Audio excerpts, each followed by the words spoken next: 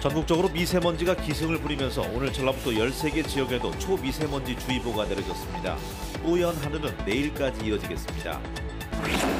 군산교도소가 주한미군 2명을 수용한다며 국내 수용자들이 쓰던 방 6개를 비웠습니다. 미군 수용자를 위해서 침대, 주방시설, 운동기구까지 설치했습니다. 법원이 위장업체로 판단한 업체들이 수백억 원 규모의 한전 공사를 수주해서 논란이 일고 있습니다. 군산시와 새만금 개발청이 축구 종합센터 유치전에 뛰어들었습니다. 새만금에 축구센터가 들어서면 4조 원의 경제 유발 효과가 예상됩니다. 따뜻한 저녁 시간 보내고 계십니까? JTBC 8시 뉴스입니다. 정부가 올 들어 처음으로 수도권에 미세먼지 저감 조치를 시행했는데요. 오늘 전라북도 대부분 지역에 초미세먼지 주의보가 내려졌습니다. 내일도 고농도 먼지는 가라앉지 않을 것으로 보입니다. 오정현 기자입니다.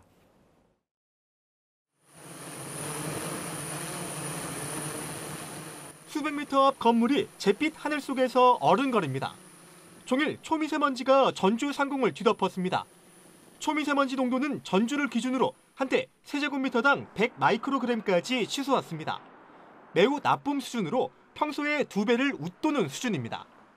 지역별로 공기질을 알리는 전광판에 매우 나쁨이 줄줄이 표시되고 있습니다. 전주에 내려진 초미세먼지 주의보는 오늘로 사흘째 이어지고 있습니다. 오늘 고창을 제외한 전라북도 전 지역에 초미세먼지 주의보가 내려졌습니다. 공기가 안 좋다 보니까 걱정되는 마음에 아이들 마스크를 이렇게 강제로 부모 입장에서 이렇게 씌우니까 목이 칼칼하고 돌아다니는데 마스크 없이는 못 돌아다닐 것 같아요. 날이 좋아가지고 같이 왔는데 먼지 때문에 또 마스크를 사가지고 돌아다녀야 되니까. 내일은 중국발 스모그까지 더해지면서 초미세먼지는 해소되지 않겠고 모레 낮부터 찬바람이 불어오며 차츰 옅어질 것으로 예측됩니다. 내일 아침 전주는 영하 3도, 무주 장수는 영하 7도가 예상되고 낮 기온은 평년 기온을 웃돌겠습니다. 수요일에는 전주의 아침 기온이 영하 8도까지 떨어지면서 반짝 추위가 찾아오겠습니다. JTBC 뉴스 오정현입니다. 최근 군산교도소가 수용자들이 쓰던 방 6개를 한꺼번에 비웠습니다. 주한미군 병사 2명을 수용하기 위해서입니다. 한미 주둔군 지휘협정, 즉 소파 규정에 따른 것이라지만 형평성 논란이 일고 있습니다. 하원호 기자가 취재했습니다. 군산교도소는 최근 수용자들이 쓰던 방 6개를 비웠습니다. 마약류인 대마초를 판매하다 붙잡힌 미군 병사 2명을 수용하기 위해서입니다. 주한미군 2명을 위해 30여 명이 쓰던 방을 내준 건데 이 때문에 기존 수용자들이 대거 방을 옮기는 소동을 빚은 것으로 알려졌습니다. 이들이 머무는 공간에는 침대와 주방시설, 운동기구 등 각종 편의시설이 설치됐습니다. 이처럼 주한미군 병사들이 특별 대우를 받는 건 소파, 즉 한미 주둔군 지휘협정의 합의 의사록 규정 때문입니다. 소파는 주한미군에 대한 구금시설에 대해 최소한의 수준을 충족시켜야 한다고 규정하고 있습니다.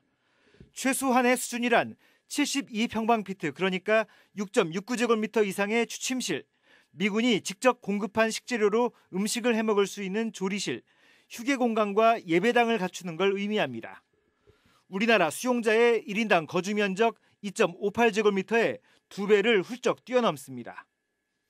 특히 군산교도소의 수용 정원은 780명가량인데 현재 수용 인원은 900명이 넘을 만큼 과밀합니다. 국내에 있는 재소자들의 인권이라든가 수용시설에 대한 부분들은 개선이 되지 않고 있는 상황에서 미군을 위한 수용시설은 바로 개보수를 한다는 것 자체가 너무도 평등성에 위배되지 않느냐 이렇게 생각합니다. 군산교도소는 소파 규정에 맞는 수용동이 마련돼 있지 않아 부득이하게 기존 수용동을 활용했고 미군 병사 2명이 실제로 쓰는 공간은 수용방 3개뿐이라고 해명했습니다. 국내 수용자들의 인권에는 눈을 감고 유독 주한미군에게만 특혜를 베푸는 게 아니냐는 논란이 일고 있습니다. JTBC 뉴스 하원호입니다. 군산시와 새만금 개발청이 새만금의 축구 종합센터를 추진하기로 하고 본격적인 유치전에 뛰어들었습니다.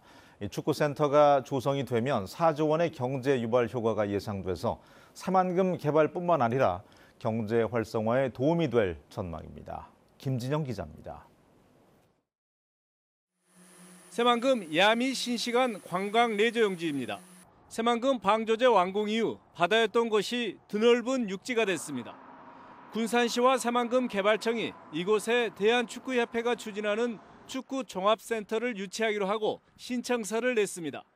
국가대표 선수들의 연습장인 파주 축구센터를 대신할 새로운 축구 종합센터 공모에 참여한 것입니다. 축구 종합센터는 33만 제곱미터로 14면의 축구장을 비롯해 축구협회 사무실, 숙박시설 등이 들어서게 됩니다.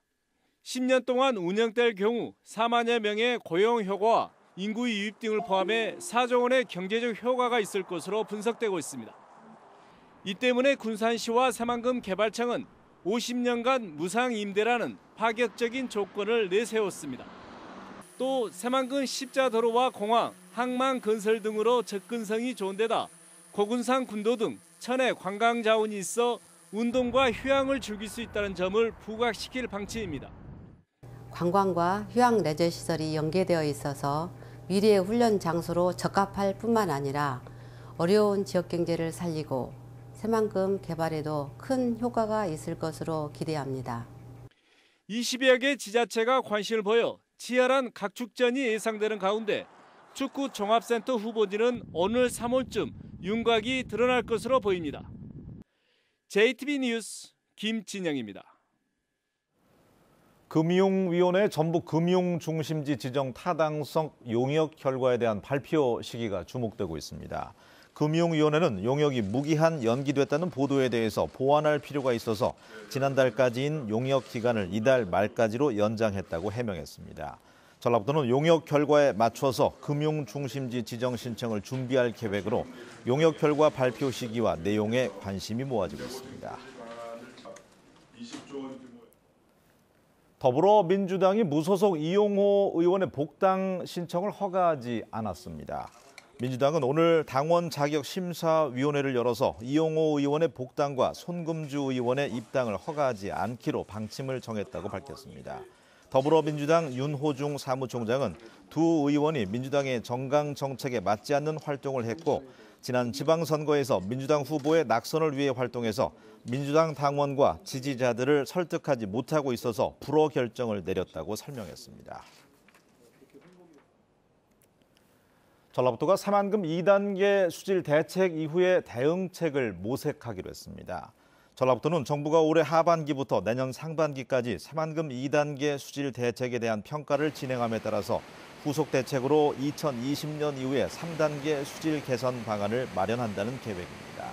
이를 위해서 관련 학과 교수 등 전문가 그룹에게 맡겨서 지역 현실에 맞는 수질 대책을 수립해 향후 정부 계획에 반영한다는 구상입니다.